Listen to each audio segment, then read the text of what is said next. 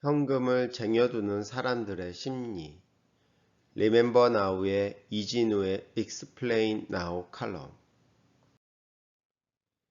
실물 지폐를 잔뜩 쟁여놓는 행위는 비합리적이라고 평가받곤 합니다. 은행에 예치해 두면 도난의 위험도 줄고 이자도 받을 수 있으니까요. 실물 금을 사두는 것도 금 ETF 등에 비해 세금과 수수료 면에서 불리하긴 마찬가지입니다. 하지만 실물 현금이나 금에 투자하는 사람들도 나름의 이유가 있습니다. 코로나19 바이러스가 경제를 변화시킨 여러 가지 가운데 눈에 띄는 것은 사람들이 현금을 보유하는 경향이 강해졌다는 것입니다.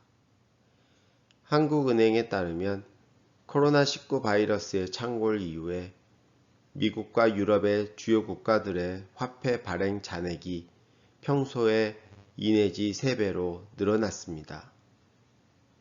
미국, 중국, 호주 등 주요국들의 화폐 발행 잔액의 증가율은 평상시의 2.4배에서 3배에 달했습니다. 화폐 발행 잔액은 경제 규모가 커지면서 당연히 조금씩 늘어나는데 그 늘어나는 정도가 올해 훨씬 커졌다는 의미입니다.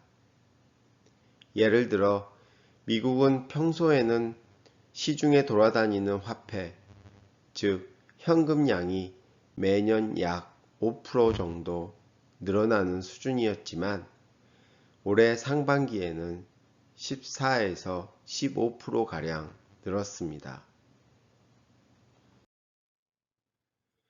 우리나라도 시중에 풀려 돌아다니는 5만원권 수량이 코로나19 대유행 이후로 늘어났습니다. 5만원권 지폐가 시장에서 머물면서 한국은행으로 잘 돌아오지 않는 것입니다. 올해 3월부터 8월 사이에 한국은행에서 나간 5만원권 대비 되돌아온 5만원권의 비율을 나타내는 환수율은 20%에 그쳤는데 지난해 같은 기간에는 60%였습니다. 이렇게 국민들의 현금 보유량이 늘어나는 것은 위기의 전형적인 현상입니다. 글로벌 금융위기 때도 미국의 현금 발행 잔액은 전년 대비 11%가량 늘어난 바 있습니다. 사람들이 비상시를 대비해서 현금을 찾아놓는 일이 늘어난다는 뜻입니다. 사람들은 왜 현금을 많이 보유하려고 했을까요? 코로나19로 인해 은행 가는 길이 봉쇄될 경우를 대비하려는 수요, 그리고 은행들도 고객들의 현금 인출 요구에 대비하려는 수요가 있었을 것입니다.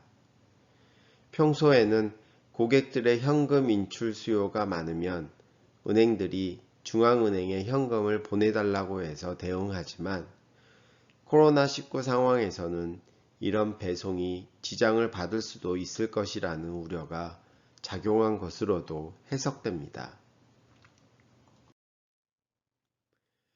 여기서 한 가지 생각해 볼 문제는 가짜 돈과 진짜 돈의 구별입니다.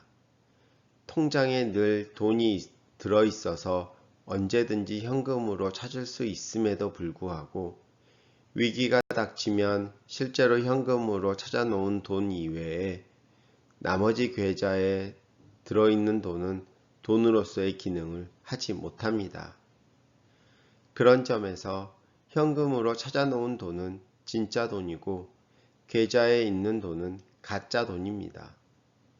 위기가 닥쳐서 신용카드망 등이 마비되면 아무 소용없는 돈이 됩니다. 사람들은 평소에는 이 두 가지를 구별하지 않지만 위기가 오면 뚜렷하게 구별하고 진짜 돈의 수요를 늘린다는 것을 알 수 있습니다. 위기 땐 금, 원자재도 실물만 팔린다. 이런 현상은 금이나 원자재 투자에서도 비슷하게 적용됩니다. 예를 들어 우리나라가 석유 자원의 확보를 위해 중동이나 남미, 러시아의 유전에 투자해서 지분을 확보했다고 가정해 보죠. 이런 유전에서 뽑아내는 석유는 평소에는 우리나라로 굳이 갖고 들어올 필요가 없습니다. 현지에서 뽑아내는 원유는 돈을 받고 팔고 그 돈을 배당받으면 그만입니다. 석유는 평소에 사오던 중동에서 사오면 됩니다. 그런데 만약 전쟁이나 지정학적 위기 등 우리가 경계하던 상황이 실제로 닥치면 역시 이 유전의 지분은 의미가 없습니다. 그 유전에서 뽑아낸 석유를 실제로 우리나라로 갖고 오기 어렵기 때문입니다. 유전의 지분을 보유하는 것이 석유라는 원자재에 투자해서 투자 수익을 거두는 목적이라면 지분 투자로도 그 목적을 충분히 달성할 수 있을 겁니다. 하지만 유사시에 대비해서 실물 석유를 확보하려는 목적이라면 실물 석유 이외의 모든 석유 관련 자산은 별 의미가 없습니다. 금에 투자하는 경우에도 이런 구분은 존재합니다. 우리는 실물, 금, 즉 금괴나 금반지 등에 투자하는 경우도 있고 종이금, 예를 들어 금 ETF, 금 통장, 금 선물이나 금광업체 주식에 투자하는 경우도 있습니다.